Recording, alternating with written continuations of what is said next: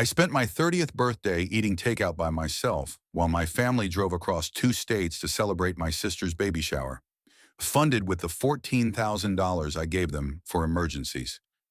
They didn't invite me. When I asked why, she told me I'd somehow been left off the guest list, the one with 61 names. I didn't argue or even ask for more details. I just quietly shut off every auto payment tied to their utilities, cut their access to my Netflix, and dropped off a box at their door. 12 days later, my sister let out a scream when she picked up the phone and heard my lawyer calmly say, "You were left off the list of 61 people. By accident." That's how Lindsay put it, like it was a harmless oversight, like I'd just been misplaced somewhere between Aunt Tricia, gluten-free, and +1, TBD.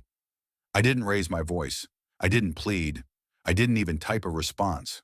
I just stared at the message bubble on the screen for a while, then set my phone down and looked at the cold plate of food in front of me. It was my 30th, a big one, a birthday that's supposed to matter.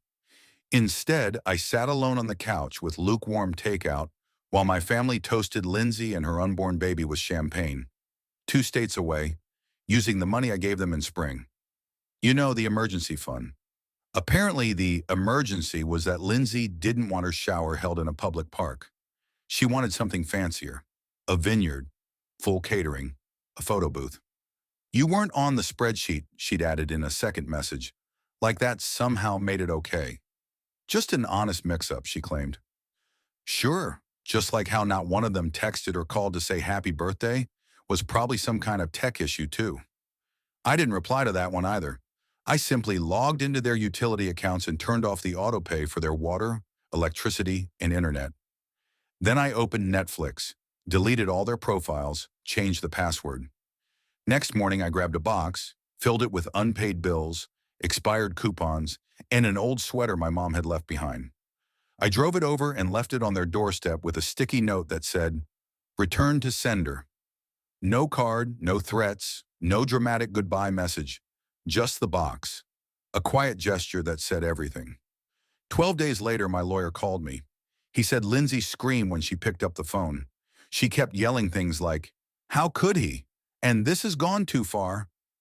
He stayed calm and asked her one simple question. "Would you like to proceed with the formal dispute?"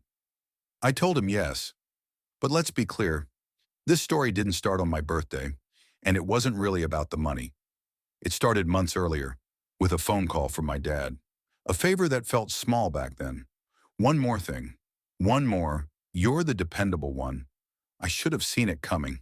In my family, love always came with strings. And silence? That was the price of being accepted. But I'd reached my limit.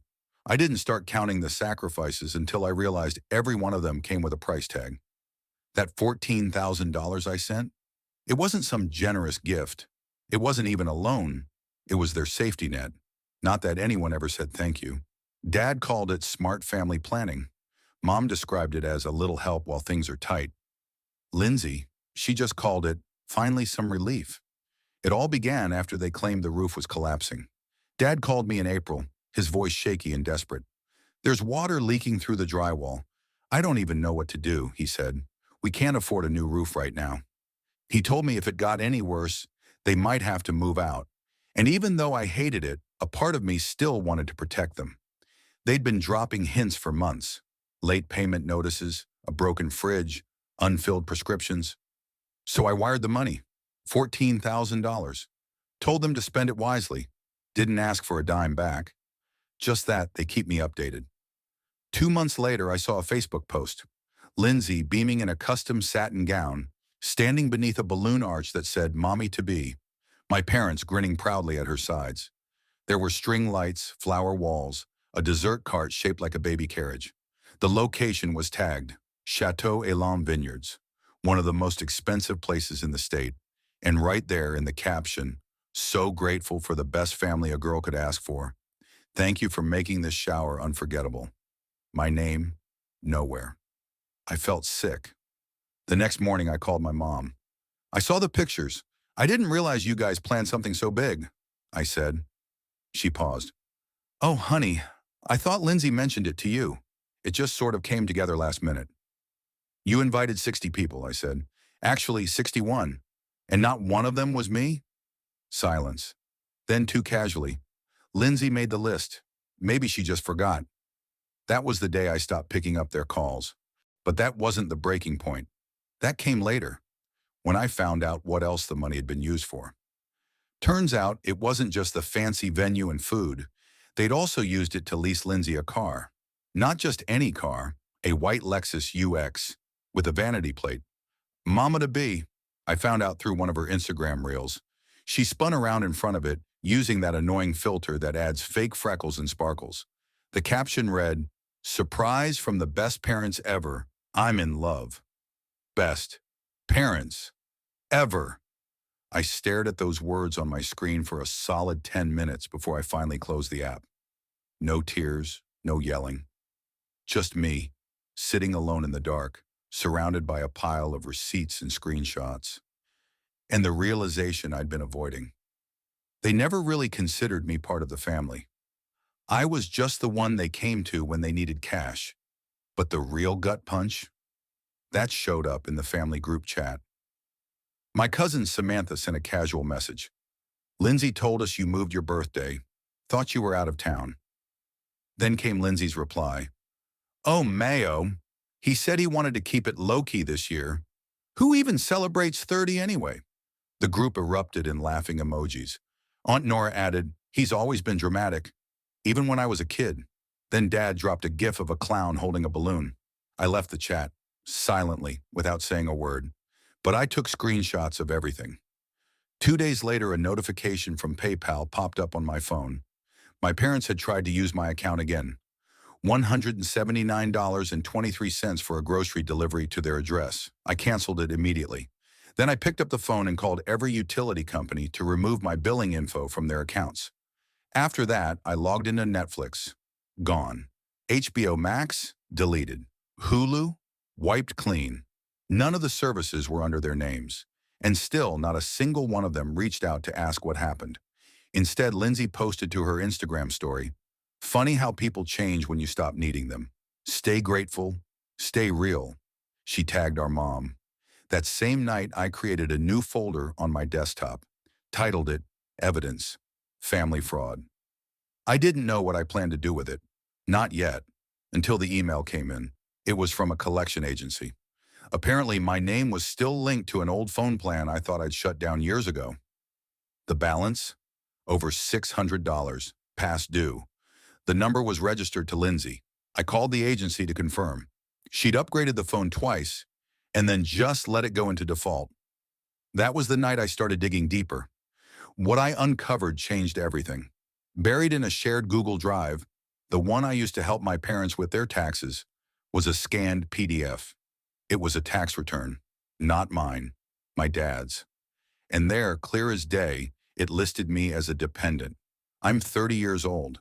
I haven't lived under their roof in over a decade. And in his digital signature, he wrote, "Son assists with utilities and provides supplemental care." He'd been claiming me for years.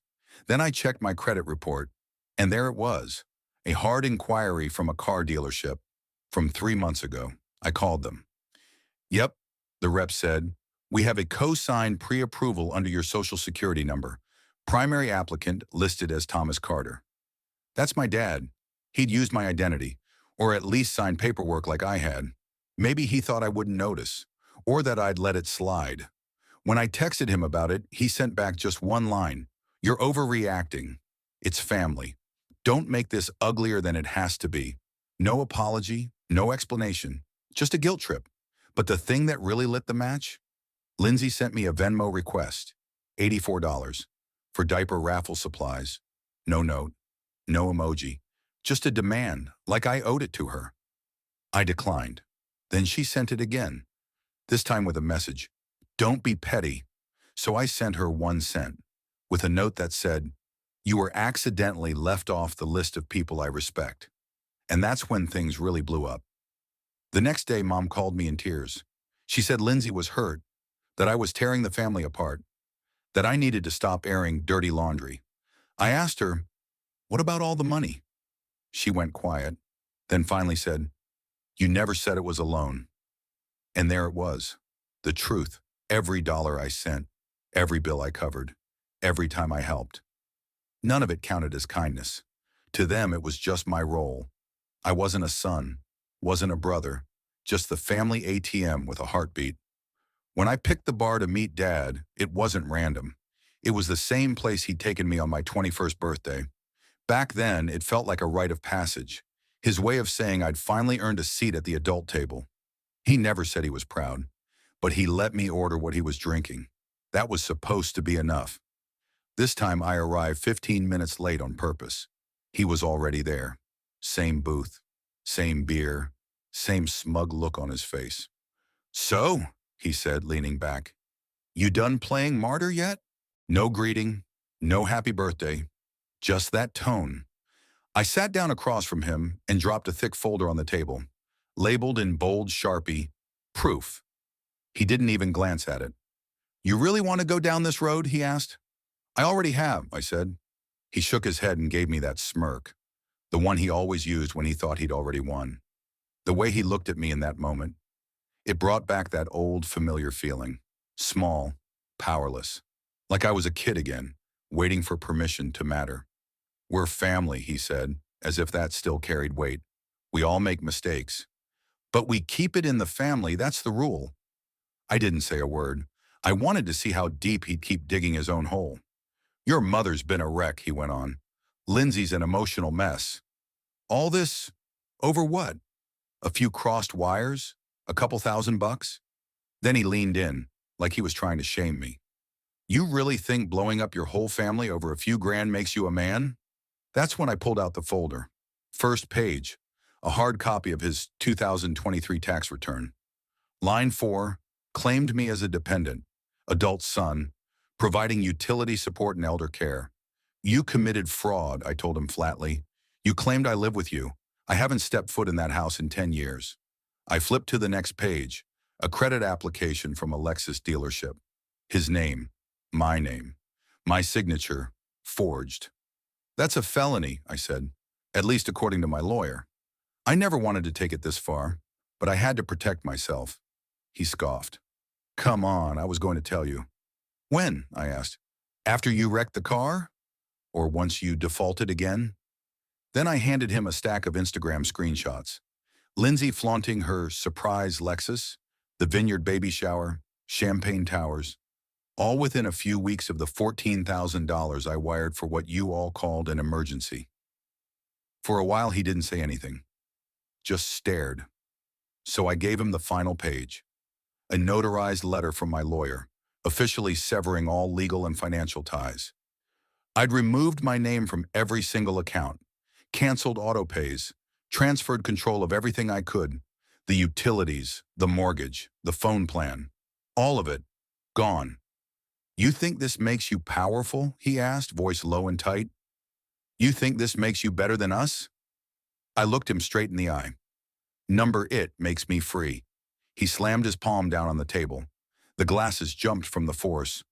"Don't you throw this righteous crap at me. I've seen how you look at us. Like you're above all of this." "I was never above it," I said calmly. "I was buried under it, carrying all of you while you laughed behind my back." His jaw tightened, his fist clenched. "You wouldn't be where you are today without me." "You're right," I nodded, "because you showed me exactly what I never want to become." That made him stop. His expression shifted, softer now, almost calculating. "You think the world will love you more than your own family?" he asked. "They won't. You'll end up alone." I leaned across the table. "I didn't burn a bridge. I demolished the prison you built on top of it." Then I stood up, leaving the folder in front of him. "Those are your copies," I said, "for your lawyer." He didn't say a word, just sat there, red face, staring like he couldn't believe he'd lost. As I turned to leave, I added, "You said I was accidentally left off the list. Well, now you'll understand what it feels like to be deliberately erased." I didn't call anyone after I walked out of that bar. Didn't need to. Everything had already been set in motion.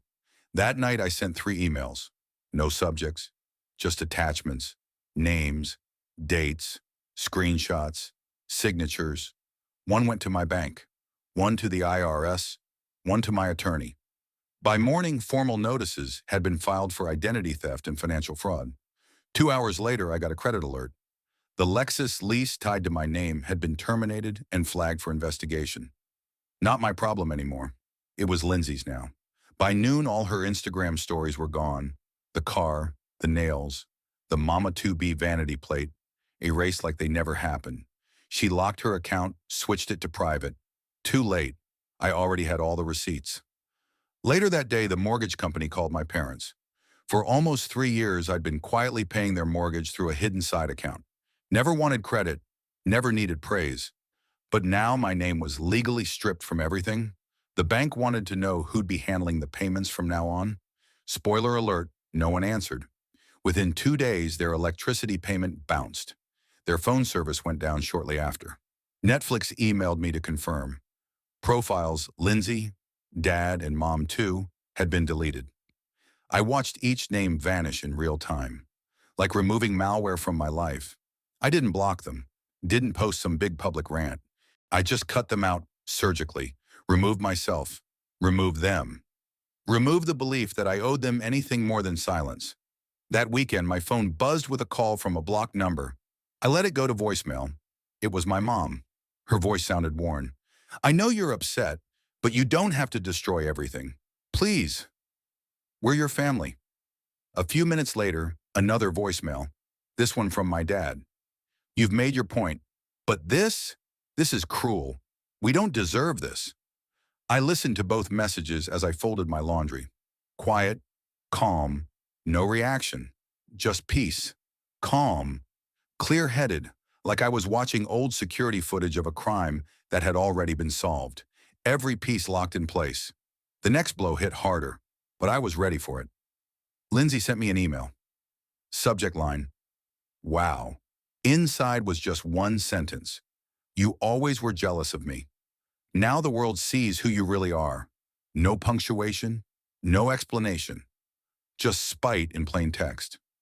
So I responded with a single attachment, a PDF of her credit card statement, the same account I'd bailed out twice before. And on the last page, $3,200 spent at the exact vineyard she swore she couldn't afford without family help. No note, just numbers. She never replied. That Tuesday morning, I got confirmation. The IRS had flagged my father's 2023 tax return for audit. Claiming me as a dependent while forging a luxury lease under my name triggered a red flag in their system. Not because I yelled, but because I submitted everything. Carefully, quietly. Silence isn't weakness. It's the sound before everything blows apart. The fallout wasn't explosive. It was slow, methodical, relentless. By Friday, messages started trickling in from relatives I hadn't heard from in years.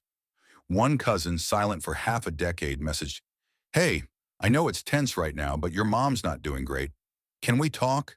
I ignored it. Then came an uncle with a guilt-soaked essay about love and forgiveness. You've always had a good heart. You're better than this. Families argue, but they come back together. Funny, I couldn't recall a single time any of them stood up for me, so I ignored that too. What finally hit the hardest wasn't the anger. It was the quiet. They stopped reaching out, stopped trying to patch it up. The family group chat stayed silent. My birthday had passed, and for the first time in my adult life, not a single late meme, not even a lazy, "hope you're doing okay." And honestly, that was perfectly fine. Because now, every time they tried to stream a show, make a purchase, or apply for credit, they'd be reminded, not by me, but by rejection. Payment declined, access removed, name not recognized. There were no dramatic speeches, just systems updating, quietly, and I didn't brag, didn't post about it, didn't want applause. This wasn't revenge, it was cleanup. They stopped calling, no more guilt trips, no more monologues about what family means. And for the first time, I didn't feel empty. I felt finished. That's when I booked the flight. Bali welcomed me with soft rain. Not angry, just warm and honest, like the island understood I'd come to wash something off. I stood barefoot on the porch of a wooden villa, a bitter mug of coffee in hand, watching the sky blur into the trees. No buzz of notifications, no one needing a favor. Day 3, I whispered aloud. Still no guilt. I didn't tell anyone I was leaving. No announcements, no posts. I just logged out. If they wanted to forget me, I helped them do it right. The trip wasn't some last-minute escape. I'd been planning it quietly, smiling through birthdays, transferring money like some obedient placeholder. Back when I still believed someone might say thank you. I stayed up north, near Ubud. No Wi-Fi in the room, no television, just an old fan that made a soft clicking noise when the wind picked up. I liked that sound. It reminded me of home, but distant, powerless. Then one morning I got an email, just an emoji in the subject line, from my mom. Lindsay had the baby. She named her Isla. We thought you'd want to know. No pressure, but it would mean a lot if you came. I didn't respond. Didn't delete it either. I let it sit, like a dead fly trapped under glass. Later that day, I bought a postcard from a corner shop. Bright yellow, cartoon beach scene, a crab holding a drink. On the back, I wrote 5 words. Wish you weren't here. Me. I didn't sign it. Sent it to my parents' address with no return address. No note inside. Just silence sealed with a stamp. Then I walked down to a warung, ordered fried rice, and spent the afternoon drifting in a pool, letting the sun erase whatever was left of the weight I'd carried.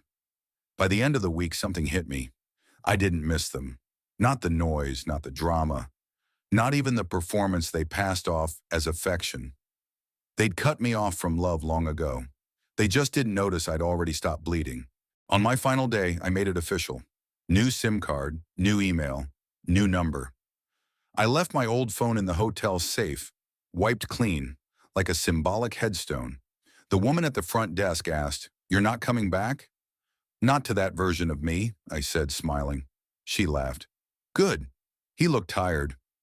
At the airport, I bought a fridge magnet shaped like a coconut. It read, "Paradise isn't a place. It's the absence of obligation." I smiled, tucked it into my carry-on. No gifts for anyone else. Just that one. For me. And as the plane lifted off, I didn't look back. Because this time, no one was chasing me. And finally, I wasn't carrying anyone but myself.